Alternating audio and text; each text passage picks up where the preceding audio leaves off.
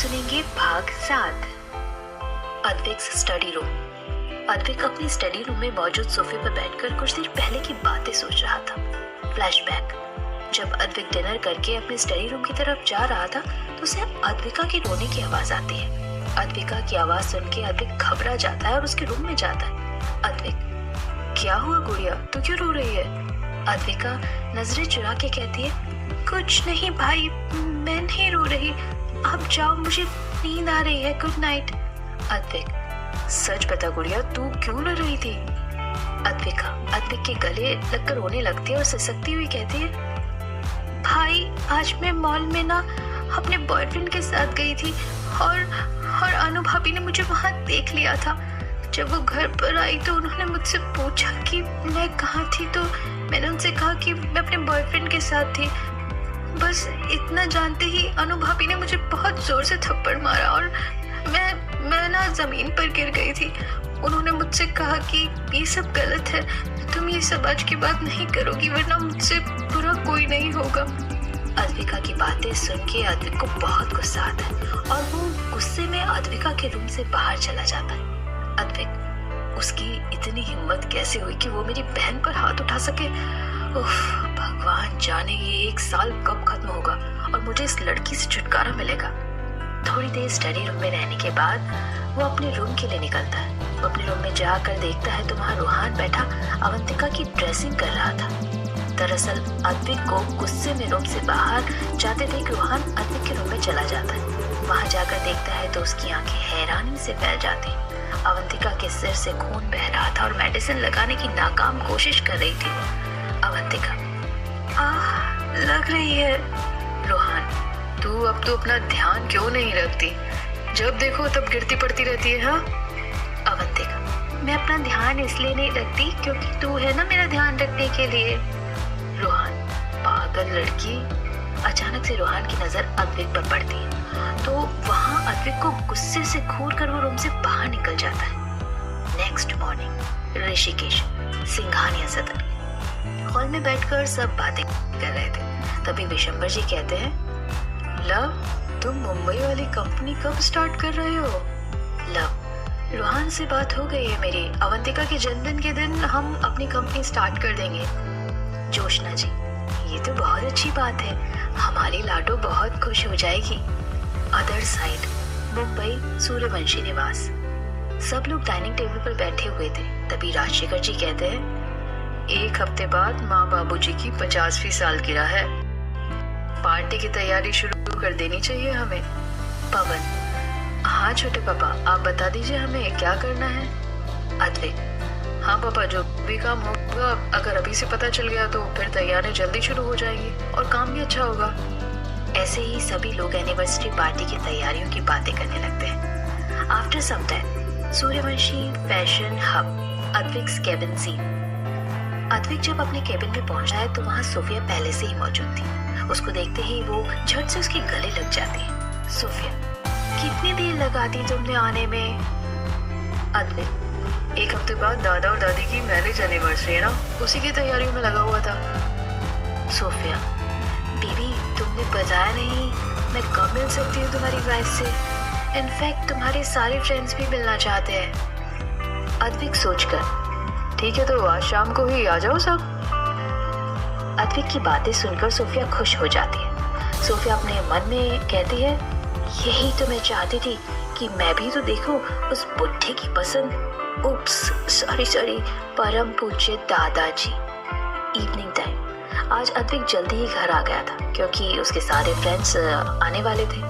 वो जल्दी से अपनी माँ के रूम में जाता है। Rajshekhar room scene. Sudha ji room में बैठे कुछ काम कर रही थी। तभी अद्विक उनके रूम में आता है। अद्विक, मामा आज मेरे फ्रेंड्स आने वाले हैं, प्लीज स्नैक्स रेडी करवा दीजिए ना।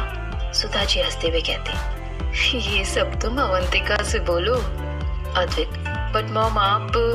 सुधा जी, मुझे कुछ नहीं सुनना, जा अपनी बीवी से बोल। मन मार के अद्विक अपने कमरे की तरफ बढ़ जाता है। Advik room scene. अवंतिका आईने के सामने खड़ी होकर अपने बाल बना रही थी। अद्विक भी कमरे में आता है। अद्विक, सुनो। अद्विक की आवाज सुनकर अवंतिका पीछे मुड़कर देखती तो अद्विक फिर से कहता है, थोड़ी देर में मेरे सारे फ्रेंड्स आ रहे हैं, कुछ स्नैक्स तैयार करवा दो। अवंतिका ठीक है। आफ्टर सम टाइम थोड़ी देर बाद सोफिया के साथ और 4 लड़के आते हैं। अद्विक के घर पर उस वक्त घर के सभी लोग हॉल में बैठे हुए थे। सोफिया को देखकर सबकी त्योरी चढ़ जाती है। फिर भी वक्त की नजाकत समझकर सब चुप रहना ही बेहतर समझते हैं। अद्विक को देखकर सोफिया दौड़कर उसके गले लग जाती है और उसके गालों पर किस कर देती है। Sophia baby I love you so much.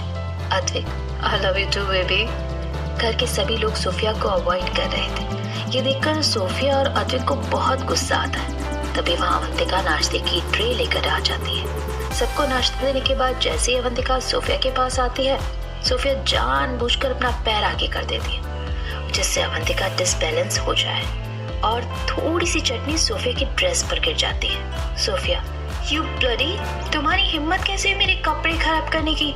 जितने की तुम्हारी औकात नहीं है ना, उससे महंगी मेरी ड्रेस है, समझी कुमार? सोफिया का अवंतिका के साथ बर्ताव देख घर वालों को बहुत गुस्सा आता है, पर अद्विक की वजह से सब चुप थे। अद्विक डोंट वरी सोफिया, चलो तुम इसे साफ कर लो।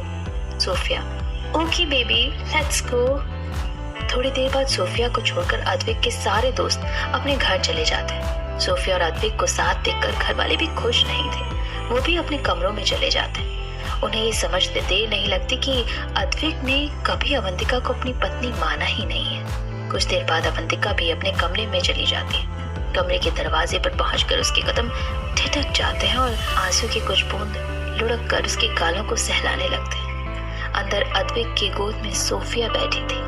वो दोनों एक दूसरे से बहुत करीब थे। कुछ सोचकर अवंतिका अपने आंसू पहुंचकर कमरे में चली जाती है। वो ट्रॉली बैग से अपने कपड़े लेकर बाथरूम की तरफ जा रही होती है।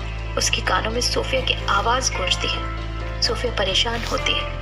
ओ बेबी, हम दोनों को साथ देखकर तुम्हारी वाइफ को कोई प्रॉब्लम तो नहीं होगी ना? अद्विक इसमें परेशान होने वाली क्या बात है, तुम मेरी वाइफ से पूछ लो। सोफिया अवंतिका तुम तो जानती हो ना हम एक दूसरे से कितना प्यार करते हैं। हम दोनों को एक दूसरे के इतने करीब देखकर तुम्हें तकलीफ तो नहीं हो रही है ना? अवंतिका उनकी तरफ मुड़कर मुस्कुराकर कहती है। अवंतिका बेशक जो चीज हमारी होती है उसे किसी और के पास देखकर हमें तकलीफ होती है, मगर जो चीज हमारी ना हो वो चाहे किसी के पास और किसी के साथ रहे, उन्हें देखकर हमें कोई तकलीफ नहीं होगी। शायद अब आपको आपके सवालों का जवाब मिल गया होगा मिस सोफिया डिसूजा। अवंतिका मुस्कुराकर बाथरूम में चली जाती है। यहाँ सोफिया अपनी बेइज्जती का घूंट पीकर चुप रह जाती है, तो वहीं अद्विक के कानों में अभी भी अवंतिका की बातें गूंज रही थी। एक एक करके वो सारे पल अद्विक की आंखों के सामने घूम रहे थे। अवंतिका किस तरह हर दिन अद्विक के कपड़े निकालकर बेड पर रखती है, भले ही अद्विक वो कपड़े पहने या ना पहने। अद्विक के सोने से पहले उसे ब्लैक कॉफी दे देती है। अवंतिका उसे अपना नहीं मानती। ये बात अद्विक के सीने में किसी खंजर की तरह चुभ रही थी। कहते हैं गंदी मछली पूरी तालाब को गंदा कर सकती है, उसी तरह हमारी सोच भी हमारी संगति से प्रभावित होती है। अभी तक अद्विक के मन में अवंतिका की बातें चल रही थी कि वो उसे अपना नहीं मानती, लेकिन सोफिया की बातें सुनकर अद्विक के मन में सोफिया और उसका रिश्ता हावी होने लगा। सोफिया देखा ना बीबी, तुमने वो 2 टके की लड़की ने मेरी कैसी बेइज्जती की। तुम कुछ करती क्यों नहीं? I just hate her. Advik's grandparents room. Raghunath ji, मेरी वजह से एक मासूम बच्ची की जिंदगी बर्बाद हो गई। सुभाषिनी, हम तो सोचते थे कि अद्विक शादी करने के बाद सोफिया को भूल जाएगा, मगर उसने तो कभी अवंतिका को अपनी पत्नी माना ही नहीं। मुझे बहुत डर लग रहा है, कहीं हम अपने बच्चे को खो न दे। सुभाषिनी जी, ऐसा कुछ नहीं होगा जी, अब बिल्कुल चिंता मत कीजिए। अवंतिका हमारे अद्विक को संभाल लेगी हर हाल में। अद्विक्स रूम सीन। अद्विक के फोन पर किसी का फोन आता है तो वो बात करने के लिए रूम से बाहर चला जाता है। थोड़ी देर बाद बाथरूम का दरवाजा खुलता है और अवंतिका बाहर आती है। अवंतिका को देखकर सोफिया उसके पास चली जाती है और उससे कहती है, तुम तो जानती हो कि मैं और अद्विक एक दूसरे से कितना प्यार करते हैं, फिर भी तुमसे कह रही हूँ, मेरी बात अपने दिमाग में अच्छे से बैठा लेना। मेरे अद्विक से दूर रहना, समझी? सिर्फ 1 साल, सिर्फ 1 साल तुम यहाँ हो, इसके बाद तो मैं तुम्हारी परछाई भी अद्विक पर पड़ने नहीं दूंगी। अवंतिका, चाहे जितनी कोशिश कर लो तुम मुझे अद्विक जी की जिंदगी से निकाल नहीं पाओगी, समझी?